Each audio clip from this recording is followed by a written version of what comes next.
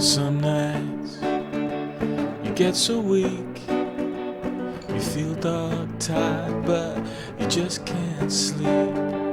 Some nights your head goes black, thinking about all the things you lack.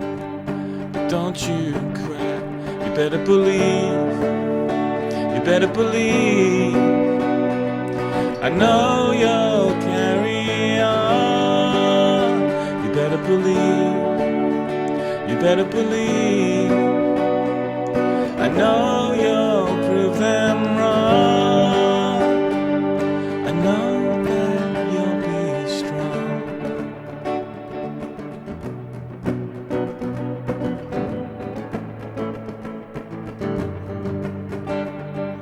Some days you're out of luck, the car won't start, the lift gets stuck. Some days you're out of touch, late for work, and it's all too much. It's all too much. You better believe, you better believe. I know you'll carry on. You better believe, you better believe. I know you'll prove them wrong.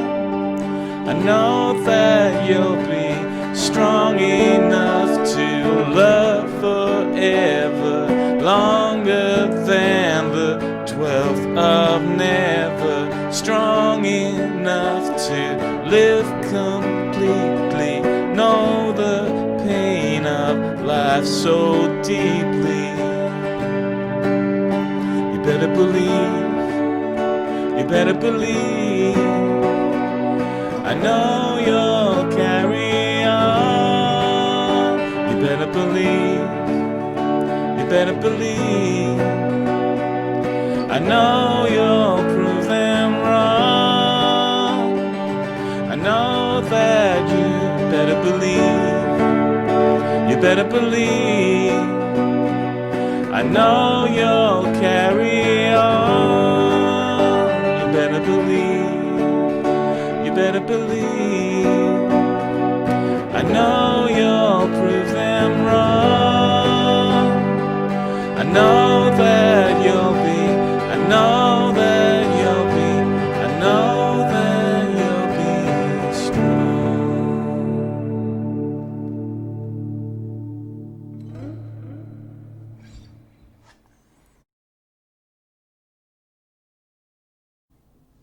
Hello, welcome to Guitar Trek. I am Richard J. Dowling, and you've just listened to the song Strong, which was this week's Song of the Week.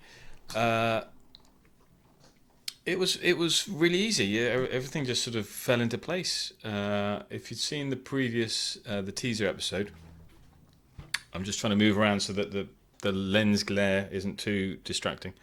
Okay, so if I talk down like this, okay, all right, fine. What was that? Yeah, so the genesis of the song was that Rick Beato had said that, well, to simplify things, the reason a lot of modern music sounds uninteresting is because they use the same harmonic progression, the same chords, the 1 chord, the 6th chord, the 5 and the 4 chords. So I thought I'd write a song using those chords, because I think that a great number of songs were made in the 50s, or even now today, with three chords. I don't think that harmony is the problem. I think the problem is one of melody, and I think that there are not. This is something I've mentioned before, that in general it seems that there are fewer people writing, or there are fewer melodies being written. And I've mentioned, when I was a kid, every TV show had a fantastic theme tune that you could sing. Films had memorable. I mean, most of them written by John Williams, but they had memorable melodies. And now not so much. So I think there is. There is a problem. I don't know. It was just something. I mean, when you're writing a song, you just feed on any particular thing that happens to be going through your head. So that was where I was at. I was like, well, I'll show him he's wrong. What does he know? And so I came up with that progression. Guitar, I'm having technical changes at the moment. As you can see, I've got a microphone stand, and that's the big news in the Dowling household. And the chords were D major, B minor, A major, G, and then back to D. And the whole song is that. There's no difference between the verse and the chorus or the bridge. So then the task was the melodic invention. So you had to have the chorus. The chorus is different to. If I speak like this, it sounds like I'm.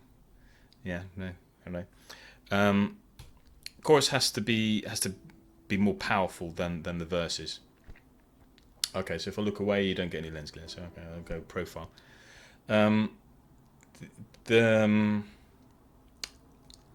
in this case, I have a bridge between the last sort of chorus sections, which in my head, in a proper arrangement with a band, would be even at a high level of energy. I mean, that's how I tend to think of these things in terms of arrangements. That you have quieter sections and louder sections, and I think I tried to give a little bit of that in the performance that I did, where some sections are quieter than other sections, and so you have a sense of dynamics, especially when there's a song where the chords are not varying.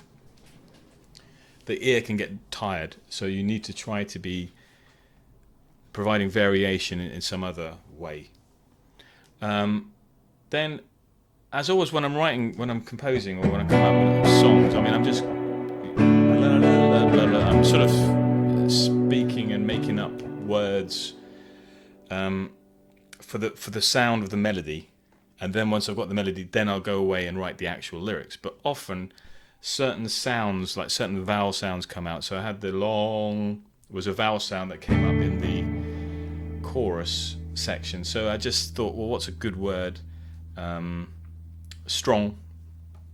Also, as well, that you better believe came in without thinking about it. It seemed to sort of happen. But of course, I have another song, I think it's episode 3, called I Believe. And I don't want to be called the Mr. Believe guy who just writes songs, about his beliefs. So it needed to be something different. And so this idea of strong, you have to be strong. It's sort of, I like Stoic philosophies, and it doesn't really come across maybe in the song, but we have everything that we need. We're given the qualities that we need to face the challenges that life throws at all of us. And so, you have patience, we have bravery, we have but we have the virtues we need. We just have to to use them, to make the most of them. And so that's the sort of general thinking behind it. But then, of course, if I'm saying or if the character in the song is saying that somebody else is going to be strong, it's because precisely they're having one of those days, we imagine, where everything is going wrong. And so then it was the second verse, some days, was actually the first verse. But in the process of writing, I came up with some nights you get so weak, and I thought, well, because the song is called Strong, it would be a nice balance to to begin the song with an emphasis on that word. So I don't know why, it just felt right. So then we start off with some nights you get so weak, and then build up to the chorus line where I know you'll be strong.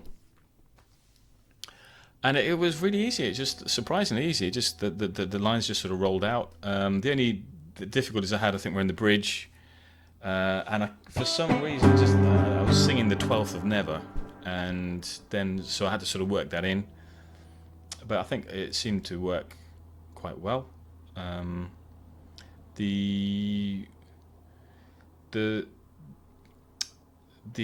thing is, I always feel, when I've completed a song, it's a little bit, it's a sort of bittersweet moment, because, well, maybe not so much with these, but these songs, the songs are finished, but of course, then these are not the finished versions. These are not the finished recorded versions. These are essentially demos, I guess. The quality is not a recording quality. So I guess but when I've performed the song and I have a performance of it, I always think I could have done better. So I'm always a little bit teed off with myself, and so that maybe when I'm doing these videos, maybe I come across as not too enthusiastic. But I am. I mean, I think the songs that I've been doing are really, really good. I'm really happy with them, and I hope that they continue to come out. And thank you very much to all of you for watching, and for the lovely comments being made on the videos. It really gives me the strength to sort of continue doing this challenge, knowing that the songs are appreciated, people like them. And so thank you all, and thank you to all the subscribers who've appeared. I have 102 subscribers now. That was very good news. And that's it. I'm already thinking of the next song. I sort of load up the ideas on my mobile phone. I've got about, I think, 500 on my laptop, or on various laptops, ideas. I've got 376 ideas on my phone, so I'm not going to run out of ideas. But what I do is I select. So for the ideas, every song idea that I have, I don't necessarily work into a finished song, because later on I listen and a lot of them are not good. But there's a selection process that I think enables me to keep what I think is a very high standard of songwriting. So when you're seeing this song, take into account there's probably 40 other song ideas that I had that I didn't think were good enough, and so these are sort of like the pick of the crop. And that's it for today. So thank you all again. Thank you all very much, and bye bye.